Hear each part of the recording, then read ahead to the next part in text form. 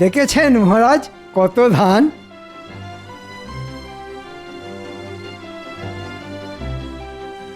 আহা, দেখলেও যেন চোখ জুড়িয়ে যায়। ঠিক বলেছেন মহারাজ, এবারের মতো ফসল মনে হয় আগে কখনো হয়নি। সবই মা ভবানীর কৃপা। মহারাজ আমি সব প্রজাদের বলে দিয়েছি, ফসল যখন এবারে ভালো হয়েছে তখন খাজনাও আগে ভাগে দিতে হবে। আর আগে ভাগে খাজনা পেলে নবাবের খাজনাও আমরা সময়ের আগেই মিটিয়ে দিতে পারবো।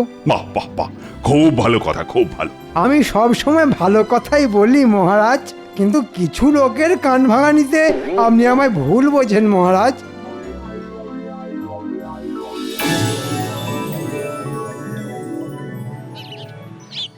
আচ্ছা গোপাল, বলো তো এটা কি ফুলের গাছ? এ ফুল গাছের কোনো নাম নেই মহারাজ, কেননা এ গাছ পথের ধারে বেড়ে ওঠা বুনো ফুলের গাছ। এ হতেই পারে না, গাছ আছে অথচ গাছের নাম নেই। আসলে তুমি জানো না তাই বলছো। আজ তাহলে একটা কথা বলি, গোপাল অনেক কিছুই জানে না মহারাজ, কিন্তু এমন একটা ভাব করে যেন কতই না জানে। যতদূর মনে হচ্ছে এটা হচ্ছে গোকুল ফুলের গাছ। গোকুল ফুল? মহারাজ, গোকুল নামে পিঠে হয় শুনেছি, কিন্তু গোকুল ফুল না না, এটা আমার জানার মধ্যে পড়ে না মহারাজ। জানবে কি করে? হ্যাঁ, তুমি তো আসলে ঘেঁচু জানো। আমি ঘেঁচু জানলে আপনিও মানকচু জানেন। কি এত বড় কথা, আমি মানকচু জানি? দেখেছেন মহারাজ, গোপালের আস্পর্ধাটা একবার দেখেছেন? আপনাকে মান কচু বলে অপমান করলো। এই গোপাল, তুমি তুমি আমার সামনে থেকে দূর হয়ে যাও তো। তোমার মুখ আর দেখতে চাই না আমি। তার মানে চাকরি থেকে তাড়িয়ে দিচ্ছেন? সে তুমি যা মনে করো তাই চাও। একটু ভোরকে দিয়ে যাচাই করে দেখি। ঠিক আছে, চলে যাচ্ছি। জানেন তো, বর্ধমান রাজা কিন্তু আমাকে নেবার জন্য হাত ধুয়ে বসে আছে। তাহলে যাই, বর্ধমানেই চলে যাই। হ্যাঁ হ্যাঁ, যাও যাও। কি ভাবছো তোমাকে ছাড়া কৃষ্ণনগর অন্ধকার?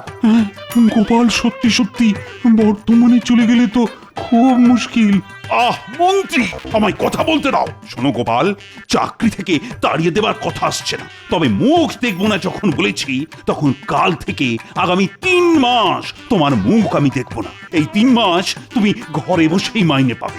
বাবা, ঘরে বসেই মাইনে? তবে হ্যাঁ, ভালো ফসল হওয়ার জন্য আমি যে সকলকে মাইনে বাড়িয়ে দেবার কথা বলেছিলাম, তুমি কিন্তু সেটা পাবে না। শুনলে তো গোপাল, এবছর তোমার মাইনে আর বাড়বে না।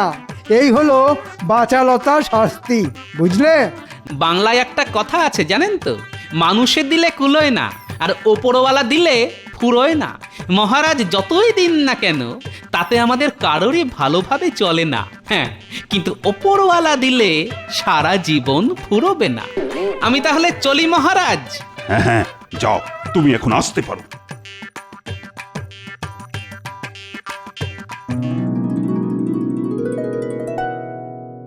গিন্নি, ও গিন্নি, কোথায় গেলে গো?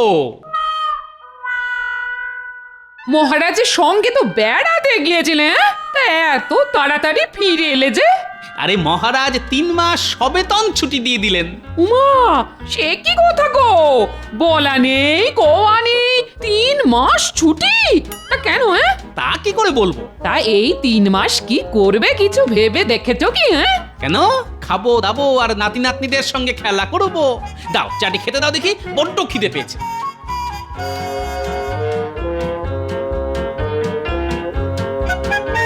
মহারাজ শুধু মধু ছুটি দিয়ে দিলেন, নিশ্চয়ই এর মধ্যে কোনো রহস্য আছে। কি জানি বাবা, এতদিন ঘর করেও মানুষটাকে ঠিক বুঝে উঠতে পারলাম না। ধুর।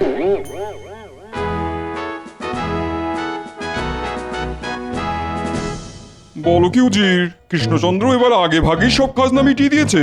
তাহলে আর বলছি কি জাহাপানা, শুনলাম এবছর কৃষ্ণনগরে আশাতিরিক্ত ফসল ফলেছে, আর তাতেই কৃষ্ণচন্দ্রের এত লাফালাফি। সে তুমি যাই বলো না কেন, আমার অধীনস্থ সব রাজাদের মধ্যে ওই তো সর্বপ্রথম খাজনা পাঠালো। হ্যাঁ, তা পাঠালো, কিন্তু সেটা তো নিয়ম মাফিক। কিন্তু ভেবে দেখুন জাহাপানা, কৃষ্ণচন্দ্র কিন্তু একবারের জন্যও আপনাকে জানালো না যে তার রাজ্যের অতিরিক্ত ফসল ফলার কথা। বলুন বলুন, এটা কি অন্যায় নয় বলুন? হ্যাঁ হ্যাঁ হ্যাঁ হ্যাঁ, এটা খুব অন্যায়। আচ্ছা উজির, এই অন্যায়ের জন্য ওকে কি শাস্তি দেওয়া যায় বলো তো? আইন মাফিক তেমন তো কোনো শাস্তি দেওয়া যায় না হুজুর। তাহলে? তবে ওকে মোক্ষম রকম প্যাঁচে ফেলে, মানে ঘুরিয়ে উত্তম রকমের শাস্তি দেওয়া যায়। তাহলে আর দেরি করছো কেন? মাথা খেলিয়ে এক্ষুনি একটা মোক্ষম রকমের প্যাঁচ বের করে ফেলো। আমাকে তাহলে একটা দিন সময় দিন জাহাপানা, কালকেই এমন একটা প্যাঁচের কথা বলবো না, হাজার চেষ্টা করেও কৃষ্ণচন্দ্র সেই প্যাঁচ কেটে বেরোতে পারবে না। কৃষ্ণচন্দ্রকে নিয়ে আমার সমস্যা নেই, কিন্তু ভয় তো গোপালকে নিয়ে। ও যদি প্যাঁচ কেটে দেয়? এবার আর সেটি হবে না, দেখবেন গোপালও কেমন দাঁত ছড়কুটে পড়বে।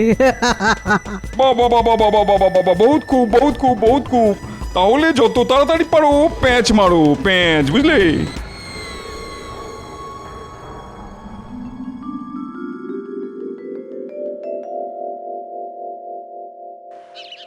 কই গো গিন্নি, আরে কোথায় গেলে?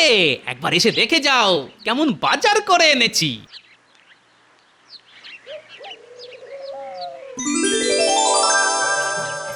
মা গো মা, কোথায় যাবো গো? ইপটে বুড়ো আজ হাত খুলে কত বাজার করে এনেছে গো। এই দেখো দেখো দেখো, থলি ভর্তি আনাজপাতি আর পাক্কা 100 ওজনের একটা ইলিশ। জমিয়ে রাখো তো, আজ নাতি নাতনিদের নিয়ে একেবারে জমিয়ে খাবো। আমরা তাহলে এখন কি খেলবো দাদু? ডাঙ্গুলি না কুমির ডাঙ্গা? ডাঙ্গুলি না কুমির ডাঙ্গা। ডাঙ্গুলি না না ডাঙ্গুলি ডাঙ্গুলি কুমির ডাঙ্গা বলছি না, ডাঙ্গুলি। আহা, আস্তে আস্তে, ওরে বাবা, আর চেঁচিয়ে কানের পোকা বের করে দিস না তো। দুটো খেলাই হবে, প্রথমে কুমির ডাঙ্গা, পরে ডাঙ্গুলি। বাহ বাহ, দারুন দারুন, কি মজা। কে বয়া কে বয়া কে বয়া। কাল বললো একটা দিন সময় দিন, তার মানে আজই তো সেই দিন। কিন্তু এত বেলা হয়ে গেল, উজিরের তো পাত্তা নেই। এসে গেছি জাহাপানা, এসে গেছি। সে তো দেখতেই পাচ্ছি। তা ওই প্যাঁচের কি হলো? প্যাঁচ? জাহাপানা বলছি আসলে কি হয়েছিল জানেন? আমার এই মাথার মধ্যে যে বুদ্ধির কৌটোটা আছে না, তার ঢাকনাটা কিছুতেই খুলতে চাইছিল না। মাথার মধ্যে বুদ্ধির কৌটো, তার আবার ঢাকনা? তার ঢাকনাটা খুলছে না, এখনো আটকে আছে? না জাহাপানা, অনেক কসরত আর বিস্তর টানাটানি করে শেষমেশ ঢাকনাটা খুলেছে। খুলেছে?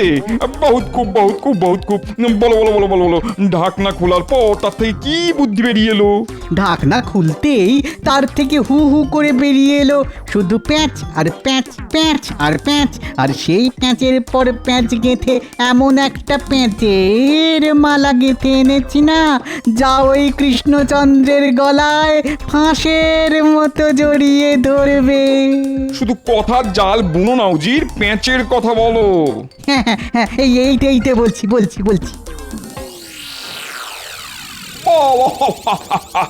বহুত খুব বহুত খুব বহুত খুব। সত্যি উজির, তোমার পেটে পেটে তুড়ি তুড়ি তুড়ি, মাথার মধ্যে এত পেঁচ। তবে আমি হলপ করে বলতে পারি, কৃষ্ণচন্দ্র তো কোন ছাড় খোদ গোপাল অব্দি এই প্যাঁচ কেটে বেরোতে পারবে না। তাহলে নিয়ে এসো কাগজ কলম, এক্ষুনি আমার নামে পত্র লিখে কৃষ্ণনগরে পাঠাও। উড়িয়ে দাও কৃষ্ণচন্দ্রের চোখের ঘুম।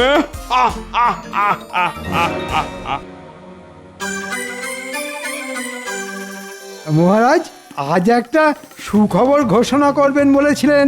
আরে করব এত তাড়া কিসে? আসলে মনের ভেতরটা বড্ড আনচান করছে যে। বাবা, একেবারে আনচান করছি। হ্যাঁ মহারাজ, সুখবরটা শোনার উত্তেজনায় বুকের ভেতরটা কেমন ধরপড় করতে শুরু করে দিয়েছে। থাক, এতই যখন ধরফর করছে তখন বলেই ফেলি, কি বলো? হ্যাঁ মহারাজ, বলুন। ভালো ফসল হওয়ার জন্য আমি সকলকে মাইনে বাড়িয়ে দেবার কথা বলেছিলাম, কি মনে আছে তো? আছে মহারাজ, মনে সেই কথা, এই হৃদয়ে আছে সেটা গাঁথা। তাহলে সভাকবিকে দিয়ে শুরু করি। আর সভাকবির মাইনে বাড়লো 10 টাকা। এই বাজারে 10টি টাকা তার যে বড় দাম, কিনতে পাবো মাছ মাংস আর যে পাকা আম। সেনাপতি, রাজবৈদ্য, রাজজ্যোতিষী আর রাজপণ্ডিত এই সকলের বাড়লো 15 টাকা করে। মহারাজের জয় হোক। বিজ্ঞানী ছুটিতে দেশে গেছে, ও ফিরে এলেই ওর বর্ধিত মাইনে আমি ঘোষণা করব। মহারাজ, গোপালের মাইনে? ওর কথা এখন থাক। সেই ভালো মহারাজ। তবে আমার কথাটা এবার বলুন, কত বাড়লো আমার? আর তুমি যেহেতু মন্ত্রী, তাই তোমার মাইনে একটু বেশি বাড়বে। তোমার মাইনে বাড়লো 20 টাকা। এ মা, মাত্র 20? কেন, আপনি কি ভেবেছিলেন মাইনে বাড়বে ঝুড়ি ঝুড়ি? এই তোমার থামা তো, থামা। সব কথায় কেবল হ্যাঁ হ্যাঁ করে হাসা। মহারাজ কৃষ্ণচন্দ্রের জয় হোক। আরে নবাবের দুধ যে, তা বলো কি খবর?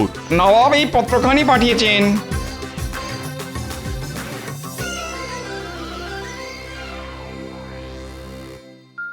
হঠাৎ করে চিঠি? কিসের চিঠি রে বাবা? এবারে তো আগে ভাগেই খাজনা পাঠিয়ে দেওয়া হয়েছে, তাই মনে হয় নবাব খুশি হয়ে এই চিঠি পাঠিয়েছেন। হতে পারে। পড়ো তো দেখি, পড়ো। কৃষ্ণচন্দ্র, আশা করি সব কুশল। বরাবরের মতো তুমি এবারেও কড়ায় গন্ডায় খাজনা মিটিয়ে দিয়েছ। এবার আবার যথেষ্ট আগে ভাগে। আমি এতে খুব খুশি হয়েছি। কি মহারাজ, বলেছিলাম না? চিঠিতে আর কিছু আছে কি? হ্যাঁ, এখনো কিছুটা লেখা আছে। তাহলে পড়ো। আমার অনেক দিনের বাসনা যে দিনের বেলাতে আমার প্রাসাদে কিছুক্ষণের জন্য হলেও যেন রাতের আঁধার নেমে আসে। দিনের বেলায় রাতের আঁধার? কি অদ্ভুত বাসনা রে বাবা। তুমি যদি খুবই স্বল্প ব্যয়ে আমার প্রাসাদে দিনে রাতের অন্ধকার নামিয়ে আনতে পারো, তাহলে অনেক ইনাম পাবে তুমি। আর না পারলে 5000 মোহর জরিমানা হবে, আর সেই সাথে 500 বিঘা জমিও কেড়ে নেওয়া হবে, আর সেই সাথে 5 সপ্তাহের জন্য কারাবাস। হ্যাঁ, বলে কি? দিনের বেলা রাতের অন্ধকার নামিয়ে না আনতে পারলে এইরকম শাস্তি? চিন্তা করবেন না মহারাজ, চিন্তা করবেন না, ও কিছু একটা হয়ে যাবে। কিছু হয়ে যাবে মানে? বলি, লেখাগুলোর মানে কি তুমি বুঝতে পেরেছো? আরে দিনের বেলা রাতের অন্ধকার নামিয়ে আনতে হবে। হ্যাঁ, তা তো হবেই। তা কি করে হবে? খুব সোজা ব্যাপার মহারাজ। প্যান্ডেলওয়ালাকে ডেকে নবাবের সমস্ত প্রাসাদের ওপর প্যান্ডেল বেঁধে দেব। ব্যাস, তাহলেই আলো ঢুকতে না পেরে দিনের বেলাতেই রাতের অন্ধকার। হ্যাঁ, কি মহারাজ, কেমন পাকাপোক্ত বুদ্ধি দিলাম বলুন? ঘিঁচু বুদ্ধি দিলে, কচু বুদ্ধি দিলে। কেন মহারাজ, খারাপ কিসের? বলি, নবাবের প্রাসাদের আয়তন আর উচ্চতা ভেবে দেখেছো? বিশাল ওই প্রাসাদকে প্যান্ডেল দিয়ে ঢাকতে গেলে ভিটে মাটি না চাঁটি হয়ে যাবে। আমার মাথায় একটা বুদ্ধি এসেছে। তাই না? তা বলো শুনি। জঙ্গল থেকে ওই বড় বড় বট ও অশ্বত্থ ইত্যাদি গাছ নিয়ে গিয়ে ওই নবাবের প্রাসাদের চারপাশে বসিয়ে দেবো। ব্যাস, আলো ঢুকতে না পেরে দিনের বেলাতেও রাতের অন্ধকার নেমে আসবে প্রাসাদে। তোমার মুন্ডু আসবে। কেন মহারাজ? গাছ দিয়ে প্রাসাদের ধারগুলো না হয় ঢাকলে, কিন্তু প্রাসাদের মাথাটা ঢাকবে কি করে? তা মাথা দিয়ে আলো ঢুকবে না। হ্যাঁ, ওই মাথার কথা তো খেয়াল ছিল না। ঠিকই তো। বিপদের সময় তো কোনো কিছুরই খেয়াল থাকে না তোমাদের। অপদার্থের দল সব। যাও যাও, সকলে বাড়ি যাও তো, আজকের মতো রাজসভা বন্ধ। ও হ্যাঁ, যতদিন না নবাবের এই ঝামেলার ফয়সালা হচ্ছে, ততদিন কিন্তু কারো মাইনে আর বাড়ছে না। যা হয়ে গেল।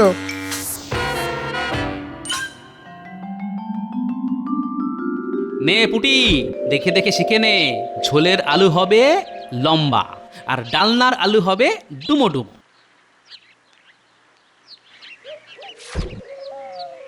উমা, এ কি করছো? তুমি আবার আনাজ কাটতে বসেছো কেন? তাতে কি হয়েছে গিন্নি, বাড়িতে বেকার বসে আছি। নাও নাও নাও, এই ওঠো ওঠো, আমি যখন এসে গেছি তখন আমায় দাও। তাহলে কিছু খেতে দাও। আলু কাটতে কাটতে বুঝলে বড্ড খিদে পেয়ে গেছে। ও, আবার খিদে? দাঁড়াও দাঁড়াও, দিচ্ছি। বলছেন কি নবাবের এ কিরকম অদ্ভুত বায়না? বায়না নয়, এ হলো নবাবের শয়তানি, যেন তেন প্রকারে আমাকে বিপদে ফেলা। এখন কি করবেন? সেটাই তো চিন্তা। একবার গোপালকে ডেকে পাঠালে হয় না? গোপাল? না রানী, তা হয় না। আমি 3 মাস ওর মুখ দেখবো না বলে দিয়েছি। কিন্তু গোপাল ছাড়া এ বিপদে আর বাঁচাবে কে? ঠিক আছে, ব্যাপারটা আমার উপর ছেড়ে দিন। জানি না কিভাবে এই বিপদ থেকে পরিত্রাণ পাবো। উফ, কেন যে গোপালের মুখ দেখবো না বলে ফোন করে বসলাম। উফ।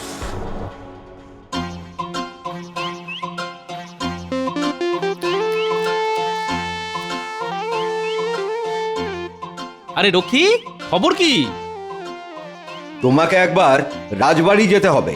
ও, মহারাজ ডেকেছেন বুঝি? মহারাজ নয়, রানীমা বললেন খুব দরকার। হঠাৎ করে রানীমা ডেকে পাঠালেন কেন? ঠিক আছে, তুমি যাও, আমি মুড়িটা খেয়েই আসছি।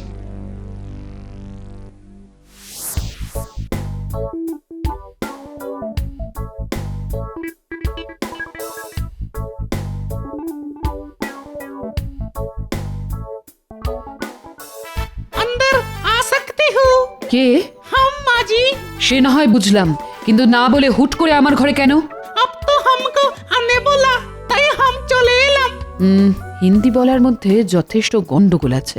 আচ্ছা পরিষ্কার করে বলো তো তুমি কে, না হলে আমি কিন্তু রক্ষী ডাকবো। আরে গোপাল, আগে কিন্তু এভাবে বোরখায় মুখ ঢেকে কেন? কি করব বলুন, মহারাজ আমার মুখ দেখবেন না বলে দিয়েছেন, তাই তো বোরখায় মুখ ঢেকে এসেছি। মুখোমুখি হলে যদি আবার তাড়িয়ে দেন। কিচ্ছু দেবেন না। শোনো গোপাল, বড় বিপদে পড়ে তোমায় ডেকেছি গোপাল। দিনের বেলা রাতের অন্ধকার, বাবা এবার তো বড় চিন্তার কথা। চিন্তা বলে চিন্তায় তোমাদের মহারাজের খাওয়া ঘুম সব বন্ধ হয়ে গেছে। আচ্ছা গোপাল, তুমিই বলো, এবারে আশাতিরিক্ত ফসল ফলেছে বলে কত সুখে আছে এ রাজ্যের মানুষ, কত আনন্দে ছিলেন তোমাদের মহারাজ। তা থেকে যে কি রাহুগ্রাস লাগলো। কি বললেন? রাহুগ্রাস? ঠিক আছে, আমি দেখছি।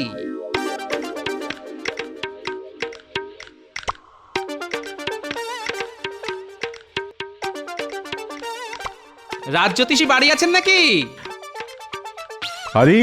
আরে গোপাল যে, এসো এসো এসো এসো, ভেতরে এসো, ভেতরে এসো।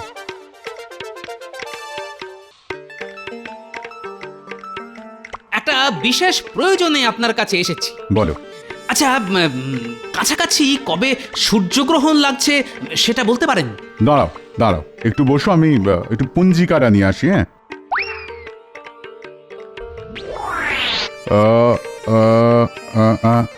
আরে সামনেই তো। কবে? এই তো এই মাসের 22 তারিখ অমাবস্যা, ওই দিন সকাল 10:15 গতে পূর্ণগ্রাস সূর্যগ্রহণ। ঠিক আছে, আমি চললাম। কি ব্যাপার, ঝড়ের মতো এলো আবার তুফানের মতো চলে গেল, আশ্চর্য।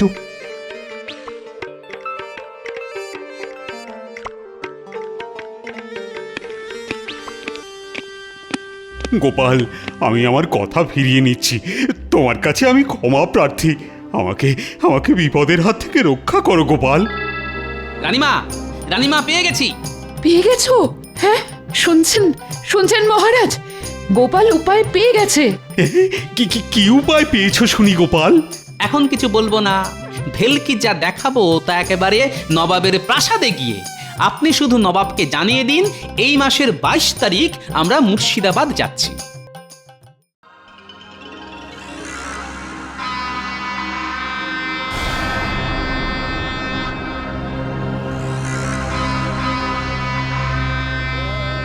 কি কৃষ্ণচন্দ্র, দিনের বেলা রাতের অন্ধকার দেখাতে এসেছো? তা সাজ সরঞ্জাম কোথায়? আছে হুজুর, সব ব্যবস্থা আছে, সময় এলেই দেখতে পাবেন। দেখতে পেলেই ভালো, আর তা না হলে কৃষ্ণচন্দ্র আর কৃষ্ণনগরে ফিরে যেতে পারবে না, সোজা গিয়ে ঢুকবে আমার কারাগারে। পুরো 5 সপ্তাহের জন্যে। জানি না গোপাল যে কি করবে।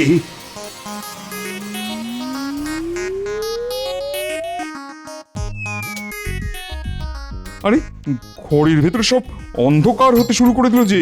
হ্যাঁ তাই তো। আর একটু অপেক্ষা করুন হুজুর, দেখবেন আপনার বাসনা মতো দিনের বেলাতেও রাতের আধার নেমে আসবে আপনার প্রাসাদে।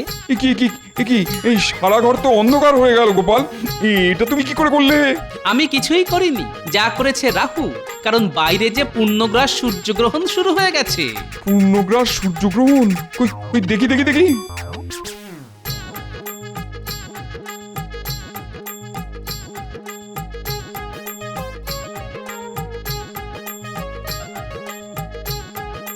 উজির, আজ যে পূর্ণগ্রাস সূর্যগ্রহণ, তুমি এটা জানতে না? মানে সূর্যগ্রহণের ব্যাপারটা তো ঠিক মাথায় ছিল না। কি জাহাপনা, আপনার বাসনা পূর্ণ করে দিলাম তো। না, তুমি কি করে পূর্ণ করলে? সূর্যগ্রহণ তো একটা স্বাভাবিক ব্যাপার। মানছি আপনার কথা, কিন্তু আপনার অস্বাভাবিক বাসনাকে চরিতার্থ করতে প্রকৃতির স্বাভাবিক ব্যাপারটাই যথেষ্ট নয় কি? তার উপর স্বল্প ব্যয়ে শুধু না, একেবারে বিনামূল্যে। তোমাদের বোকা বানাতে চেয়েছিলাম, কিন্তু গোপাল তুমি তো দেখছি আমাকে পুরোপুরি বেকুব বানিয়ে দিলে।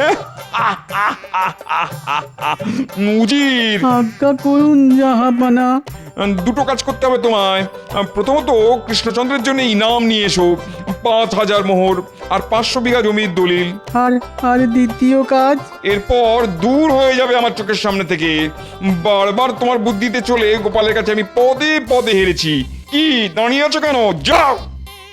কৃষ্ণচন্দ্র, গোপালকে আমায় দিয়ে দাও। ওর মতন বিচক্ষণ বুদ্ধিমান যদি আমি পেতাম। সেটা কি করে সম্ভব জামাপনা? গোপাল যে আমার প্রাণ, প্রাণ চলে গেলে আমি বাঁচবো কি করে? ওর মাইনে বাড়বে না বলেছিলাম, এখন তো দেখছি মাইনেটা দ্বিগুণ করে দিতে হবে। যাক, কথাটা শুনো কান জুড়লো। শুধু মন্ত্রী মশাই যদি শুনতে পেত। বেড়ে বলেছো গোপাল, হ্যাঁ?